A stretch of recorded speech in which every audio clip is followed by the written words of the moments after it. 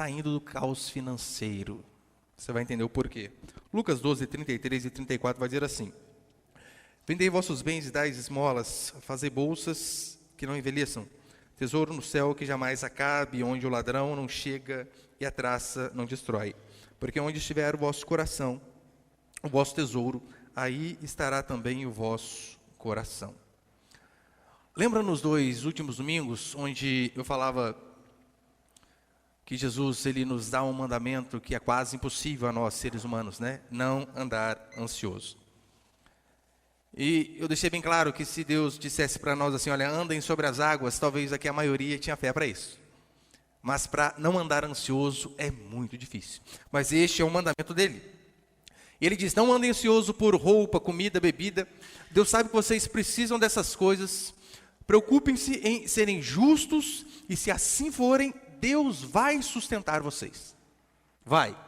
Eu não estou dizendo que vai ter contrafilé todo dia no almoço. Mas o sustento, a Escritura diz que nós teremos. E se tem algo que nos deixa ansioso, pelo menos a maioria, são dívidas. Você vê chegando o meio do mês e o salário já chegando ao fim no meio. Isso quando não chega antes, né? Entra no especial, em rotativo e por aí vai. Faltar dinheiro, ganhar pouco, não ter a certeza do dinheiro para pagar o aluguel, a casa, a comida, o danoninho das crianças amanhã, é algo que nos deixa como seres humanos angustiados. Para os homens, talvez, eu acho que mais. Porque a nós pesa sustentar uma casa, cuidar, esposa, filhos e por aí vai. Todavia, a mesma Bíblia que nos ordena a acumular tesouros nos céus, porque é este tesouro que a Bíblia nos ordena, acumulem tesouros nos céus. A mesma Bíblia que nos estimula a não desejar ser rico, sabia? A Bíblia diz, não desejem ser rico. Ela não diz que é pecado ser rico. O pecado é você ter o desejo. Porque por conta de ter o desejo de ser rico, é bem provável que você passe por cima de princípios elementares da palavra. Todavia, se de forma honesta trabalharmos e o Senhor nos enriquecer, não há problema algum. A Bíblia cita vários homens que foram muito ricos. Cita Lídia no Novo Testamento, que vendia puro por aqui, era muito rica, não tem nenhum problema com isso. Todavia, o que o Evangelho garante a mim e a você de graça é salvação, vida eterna e o céu. Se nós queremos, como filhos e filhas de Deus, prosperarmos aqui na terra, tem uma campanha da prosperidade que funciona. Sabe qual? Acorde cedo, trabalhe duro e gaste menos do que você ganha. Este é o princípio elementar para você ser próspero. Trabalhar duro, de forma incansável, dar o seu sangue e administrar bem as suas finanças.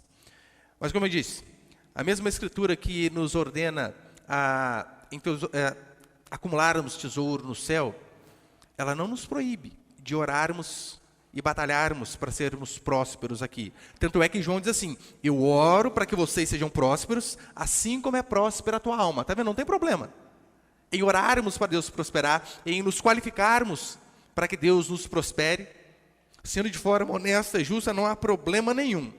Então, tanto na parábola daquele rico insensato, como a minha mensagem sobre ansiedade de domingo passado, as duas terminam falando de dinheiro, porque é algo que realmente traz ansiedade para o ser humano. E hoje a minha pregação ela vai ser um pouco diferente da normal. Eu prego de forma expositiva, essa já é a pregação número 71 de Lucas. Só que hoje eu vou falar de forma mais temática. Como essas duas últimas pregações terminaram falando de finanças, então eu quero que Deus aqui nos dê a graça de aprendermos princípios bíblicos de como administrar nossa vida financeira. Porque eu sei que falar sobre ser próspero financeiramente quase que cheira neopentecostalismo. Já vai vir o pastor já com esse negócio aí, faz o voto aqui, corredor do sal, quebra de maldição, fica em paz, não tem isso aqui. Mas eu e você precisamos aprender biblicamente como administrar a nossa vida financeira, e a Bíblia ensina e ensina muito bem. Agora, se o mundo e os falsos cristãos distorcem as coisas sagradas, não é porque eles fazem errado que nós vamos deixar de fazer aquilo que é certo. Se o mundo diz que o patriarcado, que na verdade é uma proteção para a mulher, sabia disso? O patriarcado é uma proteção para a mulher. Se eles dizem que o patriarcado virou machismo, o problema é deles. Nós vamos continuar fazendo aquilo que é reto. Se os hereges, se os neopentecostais, eles pegam passagens da Escritura que falam sobre prosperidade e usam de forma errada, eles vão se ver diante de Deus. Todavia nós vamos extrair os princípios bíblicos para que tenhamos a nossa salvação dada por Deus, mas se pudermos vivermos bem aqui na terra, meu irmão, é melhor. Pode ter certeza que é melhor. Então, se a sua vida financeira está um caos, é triste, mas você veio no dia certo. Eu quero aqui ensinar à nossa igreja princípios básicos e elementares, muitos que talvez você já sabe, mas não pratica e precisa ouvir constantemente para que você possa ter uma vida abençoada espiritualmente, mas financeiramente também. Por isso, você pode voltar comigo ali, logo para o início da Escritura, em Gênesis, capítulo 1, versículo 1. Como essas duas últimas mensagens terminaram falando de finanças, hoje eu vou falar de forma mais temática e eu quero usar a criação para dar alguns princípios elementares de como administrar nossa vida financeira. Gênesis capítulo 1, versículo 1, vai dizer assim: no princípio, Deus criou os céus e a terra era sem forma e vazia, e havia trevas sobre a face do abismo, mas o Espírito de Deus pairava sobre a face das águas. Disse Deus: haja luz, e houve luz. Até aí tá bom, o restante eu vou explicando, olha para cá. Muitos vivem um caos na sua vida espiritual. O nosso mundo é um mundo de caos. E, via de regra, por conta de pecado, sim. O caos que nos sobrevém, via de regra, é por conta do pecado. E, às vezes, o caos que nós passamos na vida financeira, que você fica falando, é o diabo. Não é, você. Você, por conta de pecado, por conta de má administração, de irresponsabilidade financeira, você deixa de agir correto com as finanças e, por conta disso, você está repreendendo o demônio, o devorador, o gafanhoto e tudo que é demônio e não acontece nada. Mas o problema não está nisso. O problema está em você. Como eu disse, o caos da vida financeira de muitos é devido à negligência. Veja se não é verdade. Aniversário de criança de 1 ano. Via de regra, você faz um festão. O festão que você faz, você sabe que não é para a criança. A criança não vai lembrar. Só por foto quando ela estiver bem mais velha. Normalmente, aniversário de 1 ano é para a mãe. Ou para o pai. É assim. Aí se gasta rios de dinheiro. A criança está fazendo 3 anos e a prestação da festa de 1 você ainda está pagando. Daí depois, por que minha vida financeira não vai para frente? Porque você não sabe fazer conta. Eu vi uma vez, na cidade onde eu morava, teve um aniversário de, acho que uma moça, uma família que tinha uma loja lá em Aparecida. E eu sei que não sei quem falou para mim de quantos mil ela gastou na festa, e foi a mesma quantia que o Neymar tinha gastado na festa de aniversário do filho dele. Eu falei, a diferença é que você aqui tem uma banca na feira e o Neymar é o Neymar, né? Aí depois, não sabe, porque vive endividado. Casamento com festa que não podia. Queridos, nada contra a festa, né? Senão você pensa que eu fiz apologia. Acesso, né? Pastor não gosta de aniversário. Não gosta de festa de casamento, faça, chame o pastor, que se eu descobrir e você não chamou, eu vou mesmo assim, fica feio para você, me chame. Nada contra. Se você vai casar e puder fazer uma festa como nos tempos judaicos, lá 7 dias, gente, imagina, que benção. Pastor, 7 dias de churrasco, tiro férias da igreja, faz de Valdo, assume a igreja a semana que eu estou férias. Se puder, faça. Se não puder, case, é o mais importante. Já teve casamentos de irmãos de nossa igreja, que o casamento acabou quando o pastor disse assim, eu vos declaro marido e mulher. Acabou. Pastor, festa. Não teve. Se puder, bem. Se não puder, faça o que é mais importante. Aí então você fica perguntando, olha, mas por que eu não consigo colher bens financeiramente, sendo que eu dou o dízimo, eu sou fiel? Dar o dízimo é um princípio. Se você não dá o seu suor no trabalho durante a semana, não adianta.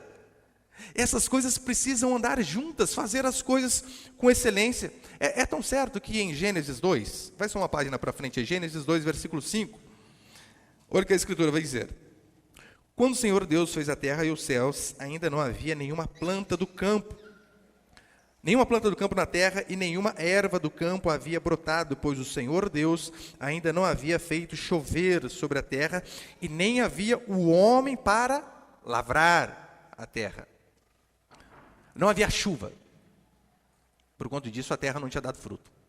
A chuva é um sinal claro da bênção de Deus. Eu sei que os ímpios, os arrogantes, eles confiam demais em si. Dizem que não precisam da bênção de Deus. Isso é ignorância. Mas em contrapartida, repare, não havia o homem para lavrar, trabalho. E você sabe, arar terra é um trabalho duro. O que muitos cristãos fazem? Eles acreditam apenas na bênção de Deus, eles não querem lavrar a terra. Não querem trabalhar duro, eles querem orar para Deus prosperar sem trabalho. Olha, uma vez acho que era um artigo que eu lia e não sei se foi um irmão que comentou comigo. Acho que ele trabalhava no banco. Ele disse assim: é tão triste quando nós temos que fazer cobranças, né, das pessoas que estão no negativo. E vem ímpio, via de regra eles dizem: como a gente pode negociar isso daí? Vocês conseguem fazer em quantas vezes? Conseguem diminuir, quebrar os juros e tal? Vem os crentes, sabe o que os crentes faziam? Eu vou orar e Deus vai me livrar dessa dívida. Um absurdo. Você precisa trabalhar. E trabalhar de forma dura e honesta. Em João 9, onde Jesus cura um cego, olha que interessante. Aquele cego, primeiro, já tem uma dificuldade para chegar diante de Jesus, não enxergava. Já é uma dificuldade imensa. E então Jesus vai, ora para ele e disse assim: vá até o tanque de Siloé, ainda cego. Ou seja, faz mais um esforço. Se você quer receber o milagre mesmo, faz aí mais um esforcinho que você vai conseguir. Por quê? Milagre, via de regra, é a bênção de Deus sobre o nosso esforço. Nós nos esforçamos, e então Deus acaba nos abençoando. Eu não creio que, como muitos dizem, né, olha, se você for crente, a certeza é que você vai prosperar. Isso é heresia. Isso sim é teologia da prosperidade. Sabe por quê? Nós vemos Paulo dizendo assim: olha, até a presente hora sofremos fome, sede, nudez, não temos nem morada certa. O apóstolo Paulo, fome, sede, nem roupa de bazar para se vestir, não tinha. Então vamos dizer que Paulo não era de Deus? Que Paulo estava vivendo em pecado, que Paulo era um herege? Em Jó, é a mesma coisa. Jó não perde apenas o emprego, perde a saúde, perde filhos, perde tudo. E era filho de Deus. As coisas são assim. Paulo passou necessidade, a diferença é que ele passou necessidade por amor ao Evangelho. Então, se nós sofremos por conta da nossa fidelidade, diante deste sofrimento não devemos nos preocupar, que Deus, de uma forma ou de outra, vai sustentar. É tão certo que 1 Pedro, põe ali, Samuel, 1 Pedro, capítulo 4, olha o que Pedro vai dizer: mas nenhum de vós sofra como homicida, ladrão, praticante do mal, ou como quem se intromete em negócios alheios. Mas se sofrer como cristão, não se envergonhe disso. Pelo contrário, glorifique a Deus com esse nome. Não sofra por ser homicida, ladrão, praticante do mal. Por conta disso, não. Agora, se o seu sofrimento é por conta de sua fidelidade a Deus, Deus é glorificado até no nosso sofrimento. É por esse motivo que, se tivermos que sofrer, temos que sofrer por conta da nossa santidade, não por conta do nosso pecado. Se tiver que perder o emprego, que nós venhamos a perder o emprego por conta de ser honestos, por conta de não fazer o que todo mundo faz, por conta de não se dobrar diante de um patrão pervertido, por conta de negociatas de corrupção. Se nós tivermos que perder o emprego, que venhamos a perder por conta de honestidade, e não por conta de ser preguiçoso ou por conta de ser picareta. E eu e você precisamos, sabe o quê? Adquirir hábitos. Hábitos é algo extremamente forte. Em relação à vida financeira também. Você sabia que o hábito ele é mais forte até que a paixão? Você aprende a fazer as coisas. Aprende. Ainda que você não goste de escovar o dente. Você acorda desse jeito, não vejo a hora, quase. Escova o dente, mas dá uma paz. Não, você aprendeu. Hábito. Então é importante que você venhamos aprender alguns hábitos. E o primeiro é o seguinte, põe ele, por favor. Quero passar alguns rápidos princípios aqui. Como sair do caos financeiro? Primeiro, com sabedoria. Sabedoria. Você percebeu que aqui na criação, Deus começa dizendo assim, que haja luz. Haja luz. A luz precisa iluminar. Em João vai dizer, nada do que foi feito sem o Senhor. Nada, absolutamente nada. Por esse motivo aí você venhamos ter a certeza de que dinheiro ele não é a solução. Não é. O seu problema não é a falta de dinheiro. Pastor, se eu tivesse um salário 5 vezes o que eu ganho hoje, meus problemas estariam resolvidos. Não estariam. Não. Bem provável que não. Porque se você não é sábio com as suas finanças hoje, você não vai ser sábio com as suas finanças quando você estiver ganhando 5, 10 vezes o que você ganha. Então, o mais importante é sabedoria. Sabedoria é mais importante que dinheiro. Isso aí eu posso citar para você inúmeros exemplos de pessoas endinheiradas por um período e que depois acabaram quebradas. Quantos ganhadores de loteria? Pesquisa na internet, só dá um Google lá. Ganharam uma questão de 2, 3, 4 anos no máximo. Quebraram de novo. Ficaram mais pobres do que eram antes de ganhar. Por conta do quê? Faltava dinheiro? Não. Tiveram. Faltava sabedoria. Ganhadores do Big Brother, a maioria, acho que uns 90%.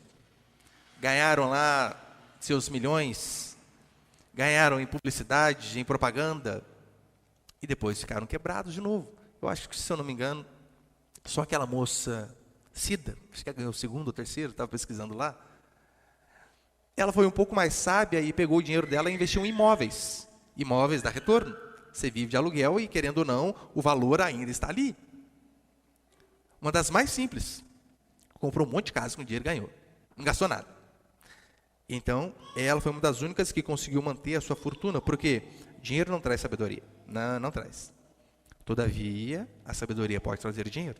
Não é esse o exemplo que nós vimos no caso de Salomão? Deus diz, pede qualquer coisa, rapaz, qualquer coisa que eu te dou. Se Deus falasse isso para você hoje, meu irmão, o que você quer ganhar? Talvez a maioria de nós aqui raciocinaria, pensaria assim, Senhor, ninguém na minha cidade tem um Porsche, hein? Podia ser um desse. A casa em Ubatuba, ou coisa parecida. Então Salomão vem e pede sabedoria, e por conta da sabedoria ele tem dinheiro. Por quê? Provérbios 24. Pode pôr os dois ali. Provérbios 24, 5. Mais poder tem o sábio do que o forte, e o homem de conhecimento mais do que o robusto. Provérbios 3, 13. Feliz é quem encontra sabedoria e quem adquire entendimento. Mais poder tem o sábio do que o forte. Quem é mais forte? Um homem que carrega um piano nas costas sozinho. Sozinho. Piano de cauda, bem grande. Ou o pianista que senta e toca o piano. Quem é mais forte? Quem carrega. Quem é mais sábio? É o homem forte que não sabe tirar um acorde sequer? Ou o pianista que senta e faz as pessoas irem às lágrimas por conta de suas melodias e seus arranjos? É por isso que eu sempre digo aos meus filhos, carreguem livros hoje, para que vocês não precisem carregar pianos amanhã. Essa é a vida. Devemos buscar sabedoria. Sabedoria é saber que, primeiro de tudo, vem o trabalho, para só depois vir o lazer. É assim que deve funcionar a vida. Primeiro trabalhamos para depois, só depois, querermos gastar com alguma coisa ou passear de alguma forma. Eu trabalhei para um rapaz, para um homem, e vários irmãos tinham loja onde eu morava, na cidade que eu morava, e então um irmão era muito próximo. O que ele fez para esse outro irmão que não tinha nada, que era funcionário dele? Ele disse assim, olha, eu vou passar tal loja para você, daquela região é a loja que mais vende. E era, sabe por quê? Eu trabalhava lá, eu sabia, vendia muito. Então ele foi, com dó desse irmão dele, e passou a loja que mais vendia naquele pedaço para o irmão. E a loja era básica, mas vendia muito. Ele começou a colocar um monte de coisa. Suas filhas, toda hora que passava alguém vendendo picolé, pudim, Coca-Cola, alguma coisa, toda vez comprava. Na época, eu acho que era telefone sem fio, que era mais difícil. Né? Hoje em dia, normal. Quase ninguém tinha telefone sem fio. Era só fixo. As meninas fizeram questão, eu quero sem fio. O tempo todo na frente da loja, falando com todo mundo. E ligação, você sabe, naquela época era caríssimo. Não tinha esses planos de R$50 que a gente põe, não tinha. Era o olho da cara. Resumidamente, foram alguns anos ali, eu não lembro se 2 ou 3. Ele teve que devolver a loja para o irmão e voltar a ser funcionário. Por quê? Não soube administrar de forma correta. Acabou de comprar a loja, assumir a loja. Já mudou para uma big casa. Aluguel caríssimo, contando com o dinheiro que viria. Ele não seguiu esse princípio de primeiro trabalhar, plantar, para só depois colher. E toda vez que nós invertemos esse princípio, sempre vamos quebrar a cara e o bolso. Sempre vamos fazer isso. Aí Deus mostra para mim e para você, tem ordem aqui na criação.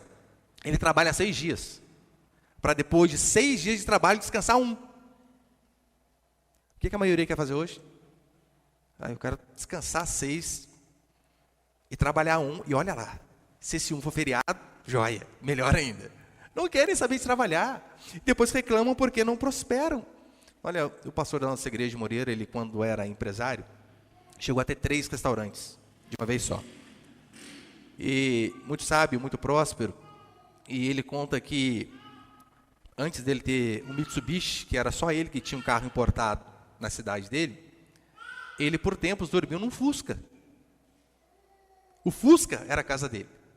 Ou seja, ele teve sabedoria, trabalhou para só depois colher. Uma vez eu estava chegando na casa do meu pai, e tem uma quadra que eu jogava futebol de vez em quando lá, e eu estou vendo lá só carrão. Eu falei, gente, o que esse aqui é futebol de milionário? Curioso que só fui parar para ver, né? Cheguei lá, futebolzinho da terceira idade, sabe que os velhinhos que não correm direito? Tocava a bola. Ai, não deu. Eu estou olhando lá aqueles velhinhos jogar bola, e olhando para o carro deles. Essa é a regra da vida. Carrão é só no final. Se você não nasceu numa família abastada, carrão é só no final da vida, depois de muito trabalho, muito trabalho.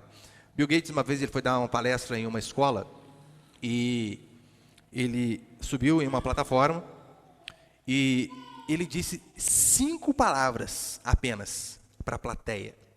Ele disse assim: nunca, nunca, nunca, nunca desista. O pessoal ficaram uns 10, 15 minutos aplaudindo ele.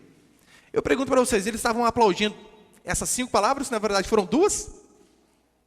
Ou estavam aplaudindo a vida daquele homem? O exemplo que ele tem de toda uma vida de trabalho, e todos nós hoje precisamos dele no computador. Precisamos. Com certeza estavam aplaudindo a vida daquele homem. A segunda coisa que você precisamos fazer é a seguinte, põe ali. Precisamos ter organização e planejamento. Deus, ele tinha um plano. Ele planejou criar o mundo. E Deus tinha tudo contabilizado. É interessante você ver a escritura que, por exemplo, Jesus fala sobre a parábola da ovelha que se perdeu. 100 ovelhas, uma se perdeu. Gente, quem consegue perceber uma faltando só? Deus percebeu. Ele sabia. Opa! Faltou uma. Nós aqui. Alguém arranca uma camisa da sua gaveta. Você não dá nem falta. Não percebe. Deus sabia de todas as coisas. Ele disse que os nossos fios de cabelo, até isso ele sabe. O meu está caindo bastante ultimamente, né? Mas mesmo assim não perde a conta. Sabe de todas as coisas. Deus tem o livro da vida escrito todos os nomes dos salvos. Você não pode ter um bloquinho de anotação no celular com uma planilhazinha ali para organizar suas finanças? Dia que vence aluguel, financiamento, carro, luz. Fazer uma planilha para saber se a luz está aumentando, diminuindo. Se aumentou, como que eu faço para diminuir? Olha, vamos aqui dar uma rateada no banho, né? Vamos diminuir um pouco o banho. Vamos tomar banho antes das 6 ou depois das 9.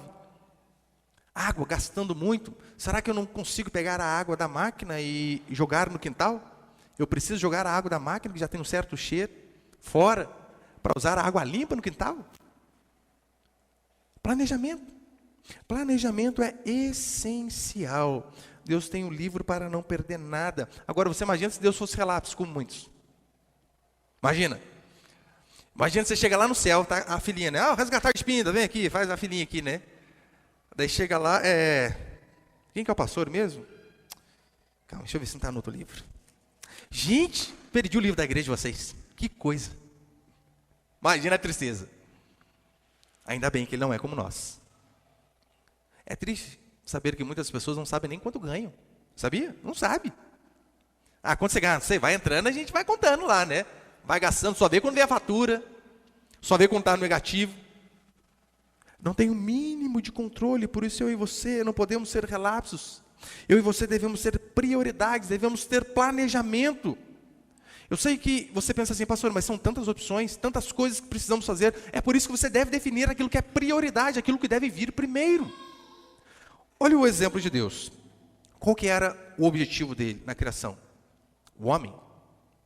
O homem era o objetivo.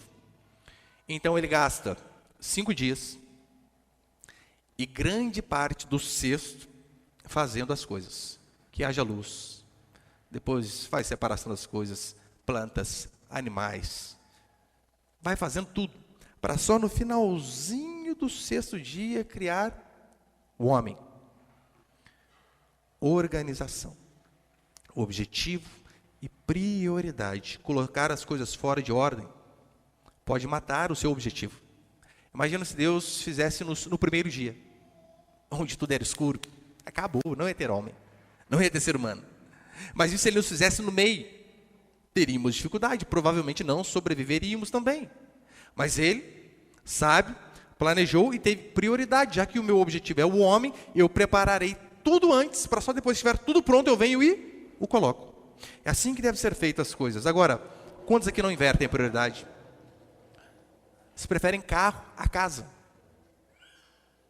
Sendo que, se tem algo que desvaloriza de uma forma absurda, é carro, né? Você pode tirar um 0 da concessionária. Se você tira um carro por 40 mil e você quer vender no dia seguinte, esquece. 36, 35. Não, mas eu rodei apenas 2 quilômetros. Não, mas acabou, né? Não é 0 mais, 2 quilômetros, são 2 quilômetros.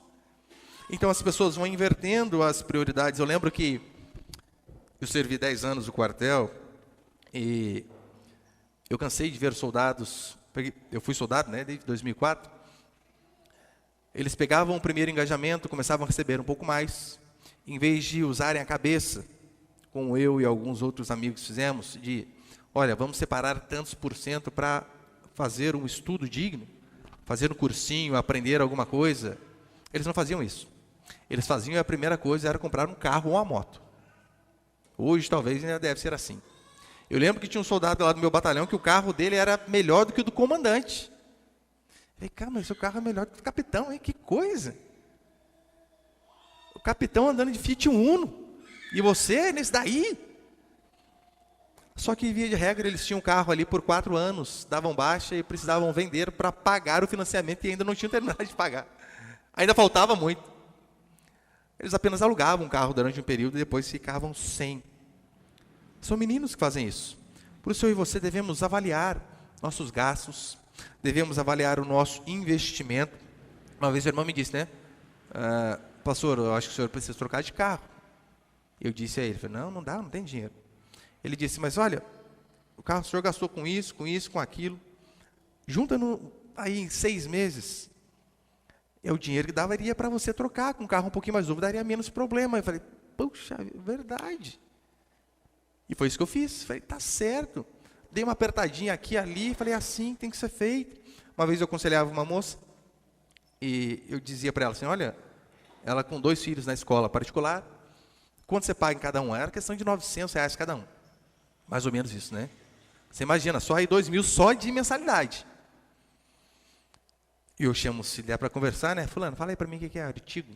Hã? Não, artigo definido, indefinido. Não sabe? Substantivo, próprio, comum, simples, derivado. O que é isso aí, pastor? Eu olhei para ela e falei, irmã, você está gastando 2 mil de escola para os seus filhos serem emburrecidos. Ruim por ruim, põe na pública. Eu prefiro fazer o homeschooling, óbvio, né? Creio que é a única opção mais acertada, a mais acertada, e por isso que eu faço. Mas, dia de regra, falei, você está gastando dinheiro, seus filhos não estão aprendendo nada, e quando aprendem algo oposto à sua fé. Vão aprender lá criacionismo? Não! Não é criacionismo que eles aprendem, evolucionismo. Eles vão aprender que todos nós viemos de uma explosão, e você está pagando para outra pessoa ensinar o seu filho o oposto daquilo que você acredita. É falta de coerência.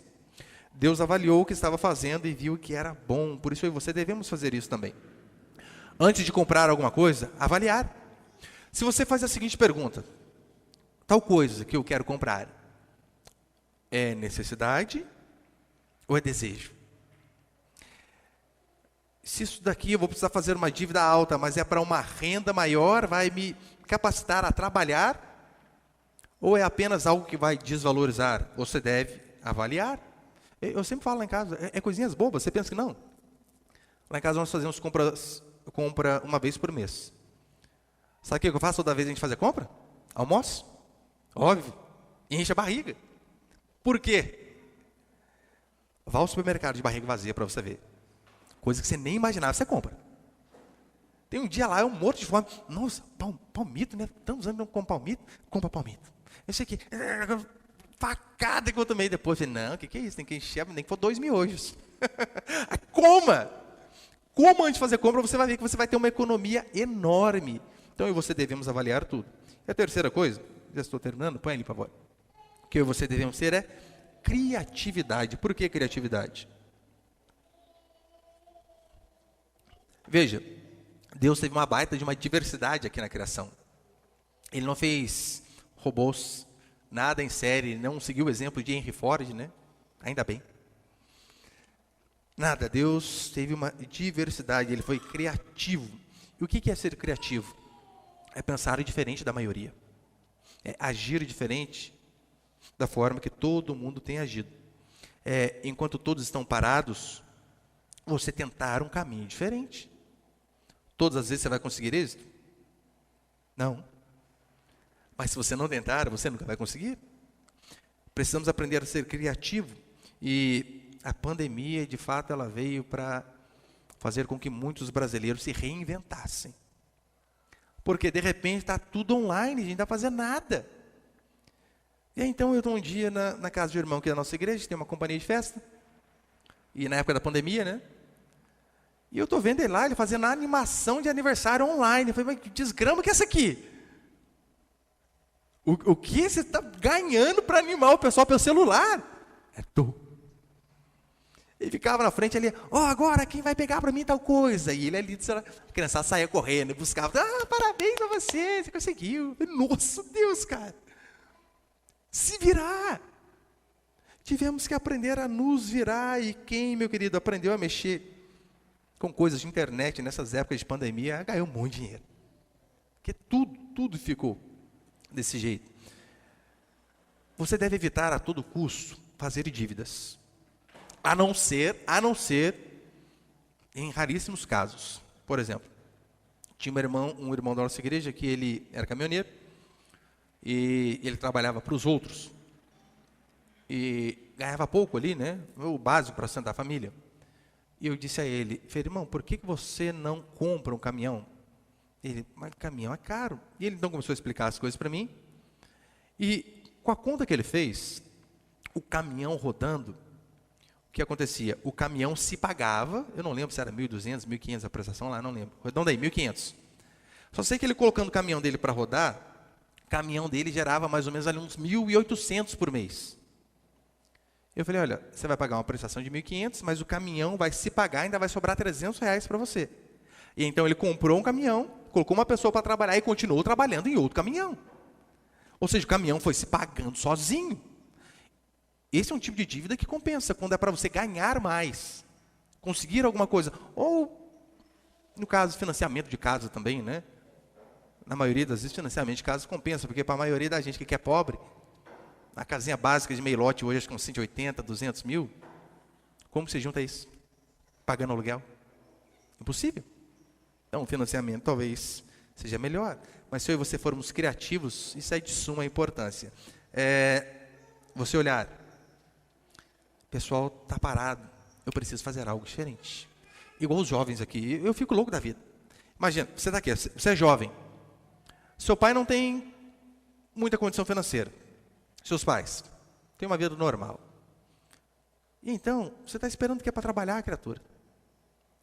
Para se reinventar, para fazer alguma coisa, para achar uma forma de trazer dinheiro para dentro de casa. Porque você sabia que há inúmeras coisas que, primeiro, elas nos trazem lucro, e há outras coisas que nos economizam alguns gastos também. Quer um exemplo? Você tem uma filha mulher. Meu Deus do céu, ela tem que aprender a fazer a unha dela. Eu não sei quanto que está pagando uma manicure agora. Sabe, irmãs? Me ajuda aí. Quanto, Maia? 20 pés e 15 mãos? Nossa, Deus. R$35. Se você aprende, daqui a pouco as irmãs fazem ficar bravas, né? Mas sabe o que eu faço? Igual, eu tenho 4 meninos, né? O terceiro vai nascer ainda, o quarto vai nascer ainda, mas tá lá, dos 3. São os 3 cabelos e o meu. E eu, semana passada, depois de acho que uns 8 anos, eu fui pagar para cortar o cabelo. Eu não pagava, não, jamais. Não aceito pagar. R$25. E como assim que essa sua máquina aqui arrancou? Acabou, 25 conto. Cara, gastou 10 minutos para cortar o meu cabelo. Eu fiquei indignado. Saí dali, eu fui enganado. Mas via de regra, sabe o que eu faço? Eu corto o meu. Minha esposa só vem cortar atrás onde eu não enxergo. Eu corto o Cauã, corto o Samuel e corto o Arthur. Você pode ver. O cabelo deles é tudo igualzinho, porque eu só sei cortar daquele jeito. Aprendi no quartel, né? No alojamento, eu corto todo mundo. Você imagina, cortando cabelo a cada 15 dias. Meu dos meus meninos lá, 100 pau. Vamos cortar cabelo, criançada, vamos lá. 100. 2 vezes por mês, 200 conto só de cabelo. Não dá, eu compro uma maquininha de 150 e corto o cabelo deles até a maquininha estragar. Então eu e você devemos pensar, como que eu posso diminuir gasto? Como que eu posso fazer alguma coisa? Gente, faz uma coisa para vender. Você nunca pensou em fazer isso? Não, faz uma coisa para vender. Tantas pessoas aqui têm uma mão boa, os irmãos dessa igreja, é uma benção fazer essa coisa de comer. Nossa, eu não sei como vocês não ganham dinheiro, gente, fazendo coisa de comer. Eu estou gordo, a culpa é sua. Estava esse dia aterrorizado olhando para a balança. Como assim? 4 quilos, a culpa desses irmãos aí ficar dando comer da hora que eu vou à casa deles. Mas isso é só fazer um monte de coisa de comer. Por que não gosta de bolo para vender? Bombom. Nossa, a irmã Laís aqui, faz um cone trufado, compra dela. Maravilha. E vocês têm que fazer. É um jeito de diminuir os gastos e também de fazer entrar dinheiro de alguma forma. Eu vi uma vez um rapaz que ele vendia gravata de porta em porta. E você pode pensar, nossa, que coisa ridícula. Um belo dia ele vai comprar um carro na concessionária só com dinheiro de gravata. Quem que compra gravata hoje em dia, gente? Só crente e advogado, né? Só isso. E o cara está lá de porta em porta e acaba dando certo. Então eu e você precisamos ser criativos.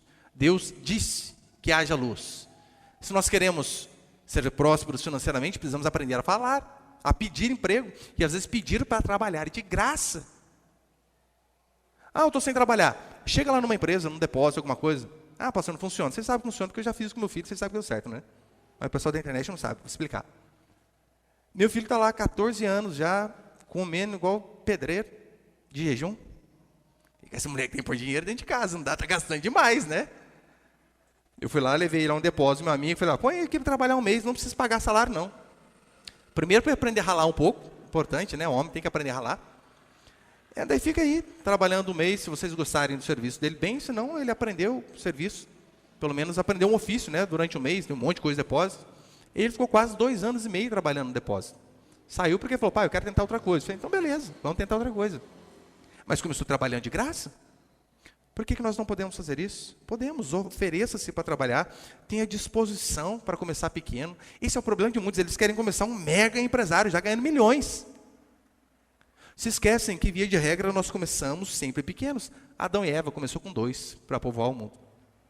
Noé depois, era Noé mais 7, ele, a esposa, filhos e noras ali. Se Jesus Cristo, que é Jesus Cristo, ele começou pequeno, a gente não pode começar? Leia a história dos grandes empresários que vieram para o nosso país. Dono das Casas Bahia, por exemplo. Leia sobre a história dele para você ver. Samuel Klein, ele veio do Holocausto, da desgraça. E então ele começou a fazer o quê? A vender para as pessoas as coisas e receber parcelado. Aí então você vê hoje um império que existe chamado Casas Bahia. Mas começou pequeno. Casas Bahia, Silvio Santos, é a mesma coisa. Eu acho que foi a Apple ou a Apple, a Amazon, não lembro, acho que é a Apple ou a Disney. Sabe onde começou? Garagem. Garagem de casa, algo extremamente simples. Então eu e você devemos aprender a fazer isso. E quarto e último para encerrar, põe ele, por favor. Quarto e último princípio, faça as coisas com excelência. Em Gênesis vai dizer assim, Deus ele faz algo e viu Deus que era bom. E viu Deus que era bom. E viu Deus que era bom. Você precisa fazer algo e analisar. Aquilo que eu faço é bom? O produto que eu ofereço, ele é de qualidade, ele é de excelência? Se você faz um serviço de qualquer jeito, não espere prosperar por conta do seu trabalho. Se você vai sentar um piso, sente o melhor piso. Se você vai vender, atenda da melhor maneira possível.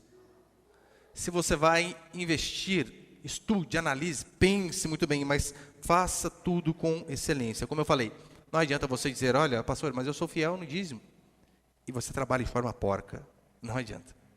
Devemos trabalhar da melhor maneira possível. Primeiro, porque eu tenho falado constantemente aqui na exposição aos Filipenses, de que aquilo que nós fazemos para a glória de Deus. E se nós fazemos para Deus, devemos fazer da melhor maneira.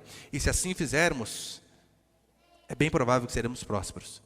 Eu dei o exemplo várias vezes já dos puritanos, calvinistas muito ricos, que começaram a maior nação de todos os tempos, a América do Norte. Por conta do quê? Eles olhavam o seu trabalho como algo sagrado. Sagrado. E como eles viam que não apenas o sacerdócio era sagrado, mas tudo era sagrado, eles faziam da melhor maneira possível. É assim que eu e você devemos agir. 1 Timóteo, põe ali. 1 Timóteo, capítulo 5, verso 17, diz assim, devem ser, aqui falando a respeito do pastor, né, mas serve para qualquer trabalho. Devem ser considerados merecedores de dobrados honorários os presbíteros que presidem bem, com especialidade os que se afadigam na palavra e no ensino, pois a Escritura declara, não amordaces o boi quando pisa o trigo, e ainda, o trabalhador é digno do seu salário. Devem ser considerados dignos de dobrados honorários os presbíteros que presidem bem, em especial aqueles que se afadigam. Afadigam na palavra. Não é o pastor que acorda às 8h30 da manhã e acaba o expediente às 6 da tarde. Não. Aqueles que se afadigam. É a mesma coisa em relação ao nosso trabalho. Aqueles que trabalham e se afadigam, estes provavelmente vão prosperar muito mais que os outros. E, para encerrar, é muito importante você lembrarmos que é o seguinte, a fidelidade a Deus é de suma importância. Sem essa, ninguém vai para frente. Se for, é apenas momentaneamente. Porque existem ímpios que avançam? Existem. Mas o dinheiro vai embora. Agora, se eu e você somos criativos, se eu e você fazemos com excelência, vai fazer um bolo, faça da melhor maneira possível. Uma unha, cara, mas dedique-se para ser a melhor unha da sua vida. Se assim fizermos, com certeza avançaremos. Agora, se mesmo assim, não estou dizendo que você vai ser sempre o melhor, né? Você pode pensar assim, pastor, então tem que ser o melhor em tudo que eu fizer? Não. É terrível, né? Às vezes a gente fica comparando com o outro. Você não precisa ser o melhor naquilo que você faz. Você precisa fazer o seu melhor. Isso é diferente.